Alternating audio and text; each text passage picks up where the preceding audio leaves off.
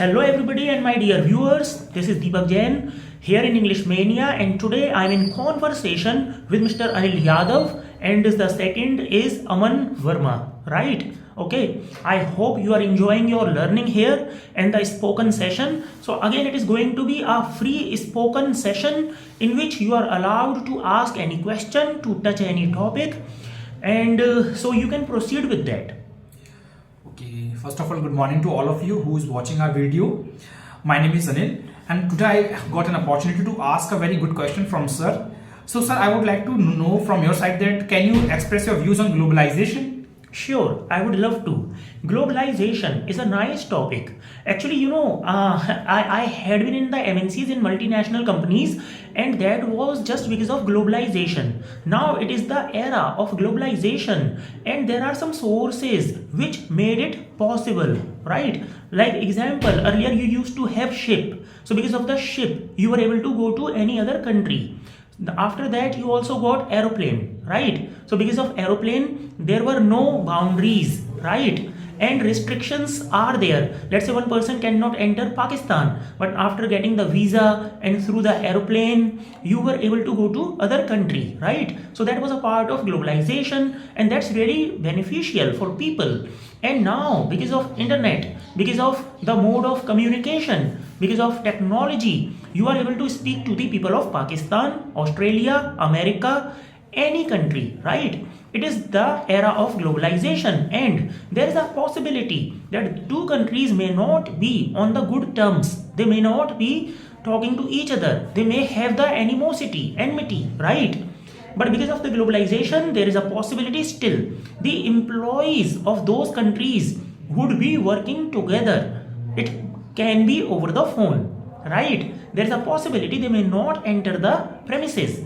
They cannot cross the boundaries, but they would be talking over the phone. Then business will still be going on between them, right? Okay, sir. So that is the benefit of globalization, Facebook, WhatsApp, right? And these are the sources. Okay, sir, I would like to ask you the supplementary question from the globalization. Sure. So I would like to know from you that in a political scenario, the globalization has been connotated very differently. Okay. So would you like to express your views the different connotation of globalization in this present context? Sure. Actually, the thing is that because of this globalization, right? Obviously, when people, actually the countries, when they require anything, right? Let's say, nowadays, obviously, Mr. Modi had been to many countries, right?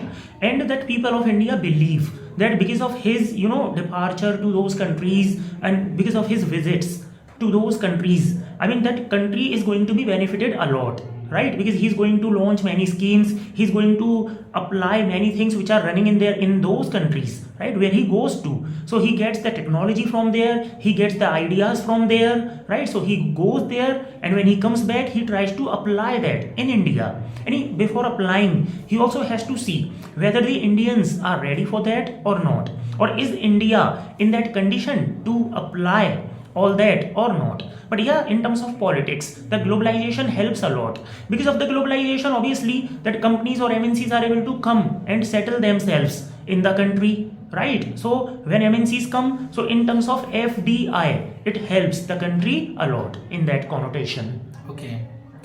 And I would like to ask one thing also, like if you have to be a Prime Minister of India and you got an opportunity to increase the GDP of India, so what will be the three factors in which you like to invest your time a lot? That's a great question. In that case, I will have to focus on the education system first, right? Because from the side of the Prime Minister or the Prime Minister, nothing can happen by the time people are not aware, right? Then if still the poverty will obviously be there. Poverty can be removed only if, let's say, people are educated, right? Only then, let's say, even if I release the job opportunities, but if people are not eligible, then they will still be poor, right? Poverty will still be there. People would be pauper. So in that case, I will have to focus on the education system, Okay, right?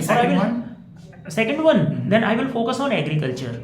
Because then about the agrarian issues, right? Many agrarian issues are there in the country. So the farmers actually are not educated. So because education is required in agriculture also, right? So I would actually take care of the agrarian issues so that people or the farmers to be well educated so that they can grow the crops faster or better, like that. And if you talk about the third thing, then my focus would completely, it would be on the corruption, on the removal of corruption, right? Because I will definitely have to take certain stern steps against corruption. So then obviously the country will definitely grow faster in that case. Okay, I would like to ask, I would like to say one thing, not ask, that before going any kind of a topic, like suppose that you told this thing that agrarian, you want to focus in the agriculture department a lot, like agriculture field a lot, because farmers are uneducated. They do not have the information about the sowing season, about the harvesting season completely. The most of the farmers are like that in India, minor farmers. Yes. So how would you educate those farmers in terms of their field? Obviously there would be some agencies, there would be educators, right, and they would be actually deployed in the villages. I mean, there are, there is a pradhan, right, in every village. Arbitrator. Yes, arbitrators, pradhan, panch, sarpanch, like that, right? So they would go in contact with those people, right? And after that, in collaboration with that pradhan, they would actually access all the farmers. Then definitely there would be some meetings conducted, right? In those meetings, then this all will be applied. Okay, I agree with all these three formal statements which you stated in front of. Although things are many, not only many three, things, right? yes. Yeah. But the one thing which is very most prominent, you forgot that will you not invest the time in scientific temper? Why will I not? I mean, I already said things are many. But it is the Right. most prominent, I think so. Most, or you can say- like, listen to me, sir, please. If you just invest the time in agriculture department to educate the children, like farmers, so there are so many things by which you can teach them. What did like, you say? Did you speak about the scientist? Yes, scientists. Suppose that there are the So I already said, na, education. It would come in that. No, sir. Listen to me. Education can be of two types: the traditional education or the scientific education. So farmers needed scientific education, not traditional education, because Okay, in you can say that, in yeah. scientific education we need to focus on scientific temper. I understand that, but education would consist of everything then. But scientific temper is a different concept in terms of Additionally, agriculture. you are right. I'm not denying the fact. Obviously, then I would love to take the ideas from nice people like you. Then you would, when you would actually come up with any idea, I would apply that. Okay, sir. Like this. Sir, right now I would like to say one thing to you as a question. You should consider it that there's a concept Sanskritization. I would like to explain this also. Sanskritization means the mobility in the poor caste. They're copying the other higher caste people to be equated with them. Okay. So, do you think so? That it is justified? So why should they not equate? Equate. I mean, obviously they should equate. So, like in that context, the higher caste thing that we have all kind of things which are pristine. The poor or subordinate caste don't have. That's why they're copying us. So sometimes there is a mockery also.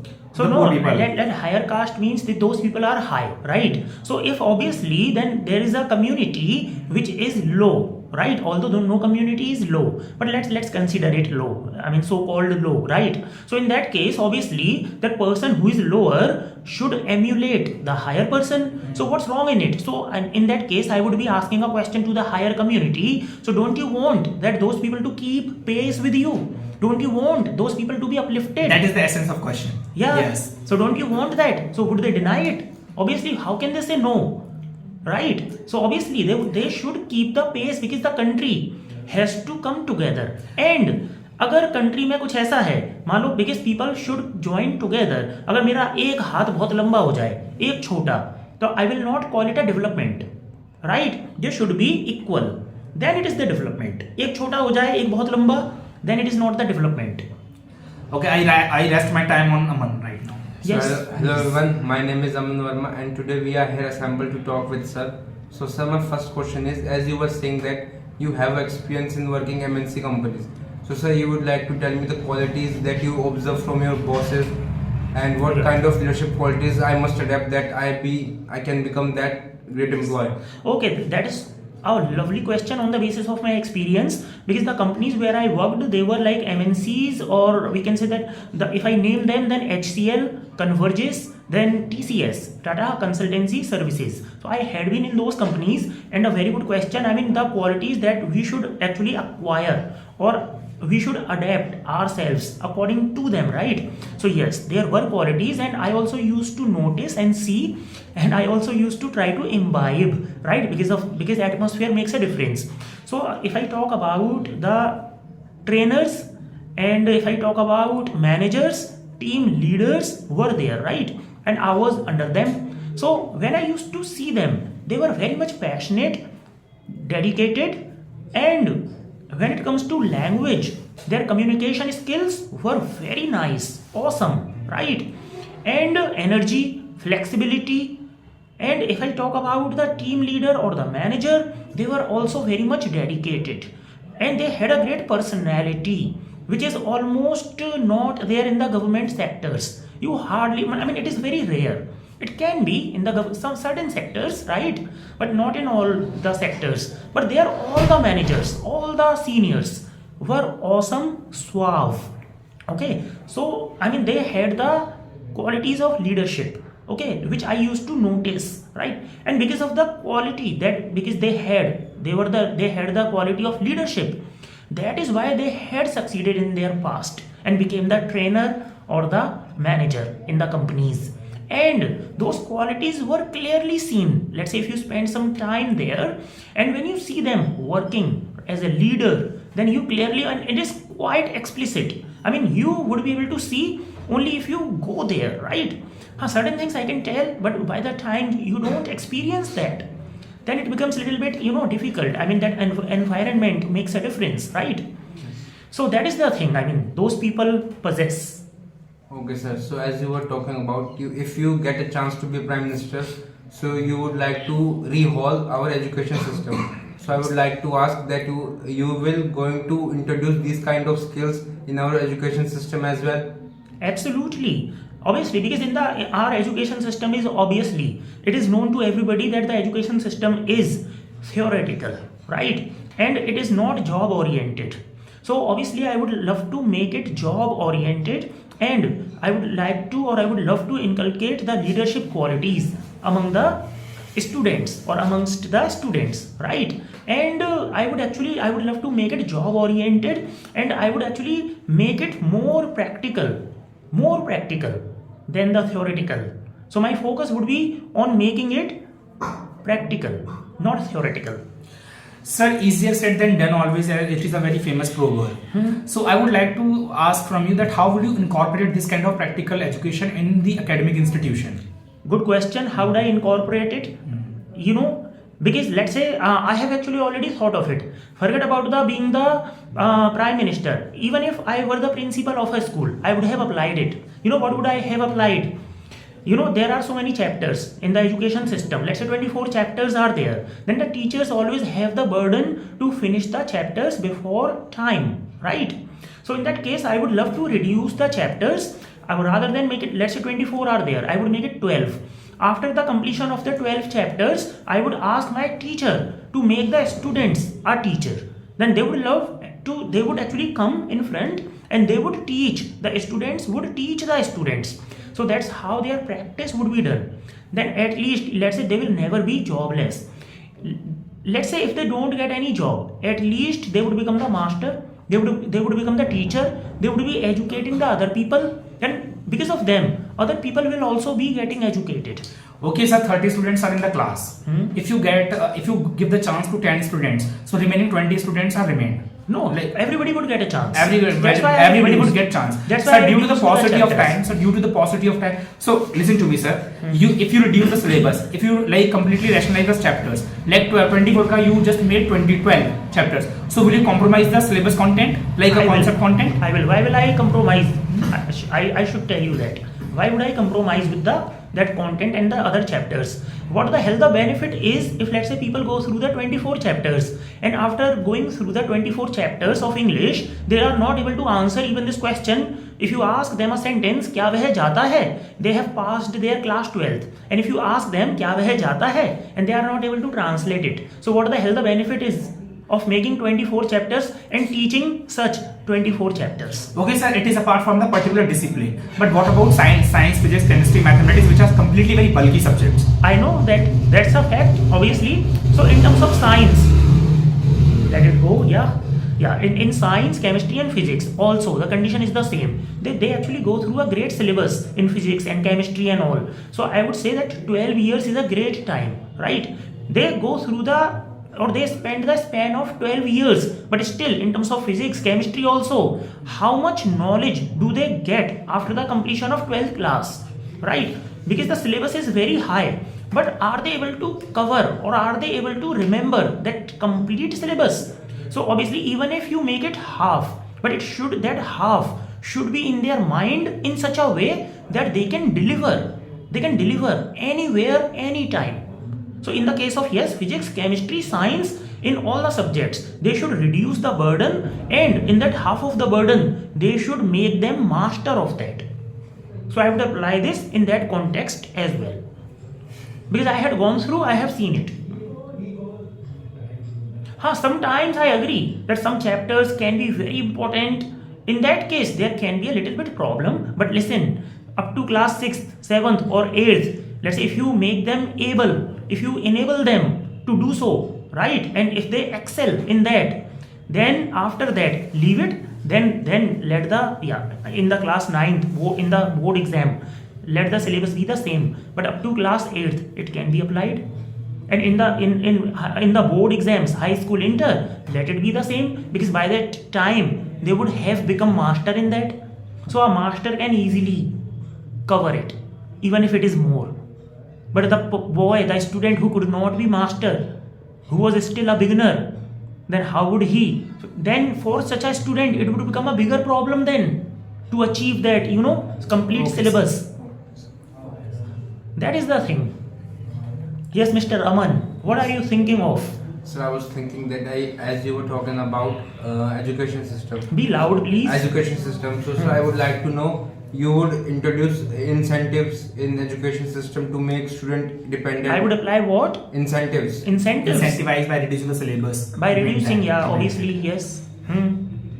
Yeah, I would reduce that. So what's your question out of that So my context? question is that, suppose if you introduce incentivization process, so sir, you would like to also introduce stipend policy in which you will give them money that if you done that much work, so school will pay you that much money, so it will make them dependent. It can be, or it could be a good idea if it really works. I don't think so. Even that appreciation is very good. It really works. That's why the scholarships are being distributed among the students. Then I would love to provide if it works. Obviously. But this problem is this, that scholarship is provided annually, not monthly. If monthly will be there, so incentivize. We can make it monthly also. Yes. Then in that so case, people will be very interested to study. Anything which is going to help, we should apply that. Okay, sir. I would like to ask, how can we segregate the religion from the politics? Good question. How can we segregate or isolate the religion from the politics? It is very difficult, because obviously first before that you have to see the political system, right? How the leader is elected in India.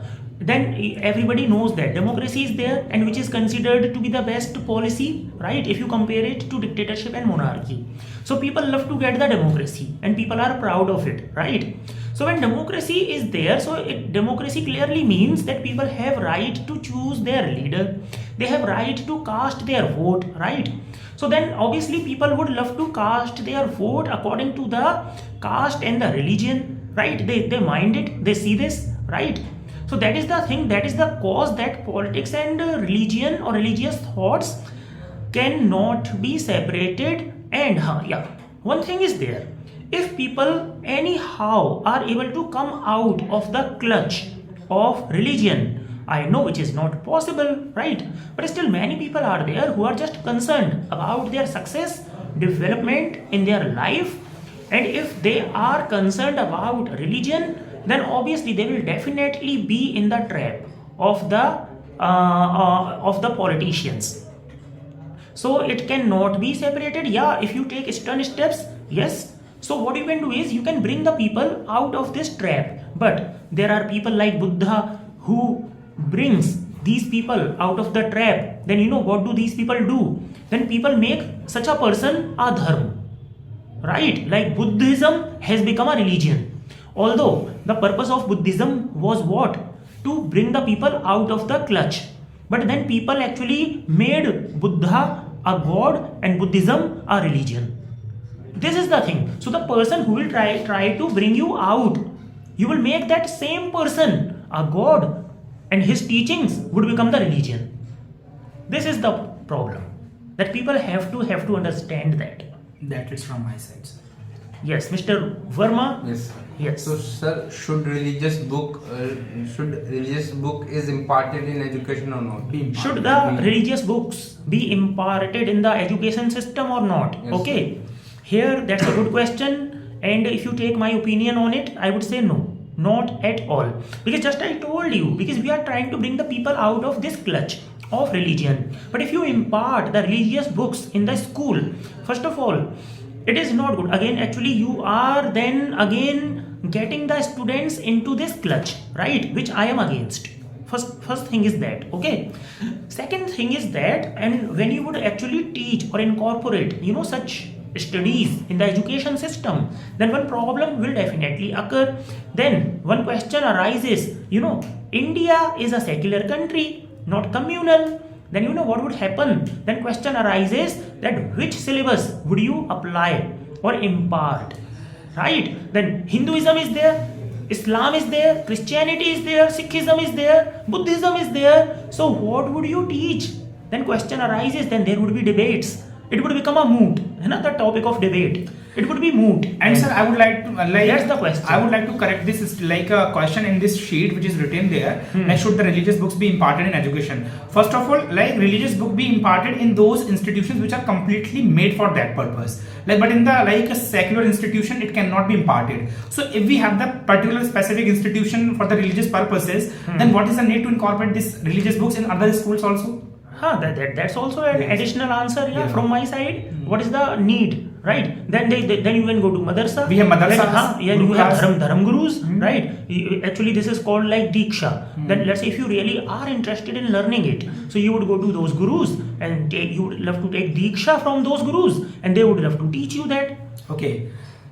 So friends, we will ask these interesting questions again in the second part. So please keep watching our videos. Yeah, for today that was it, and I hope you enjoyed this conversation. Fine, we would keep making such videos so that you would get ideas and you would get to know about the communication skills that we have to keep working on, right? Okay, now say bye to all the viewers.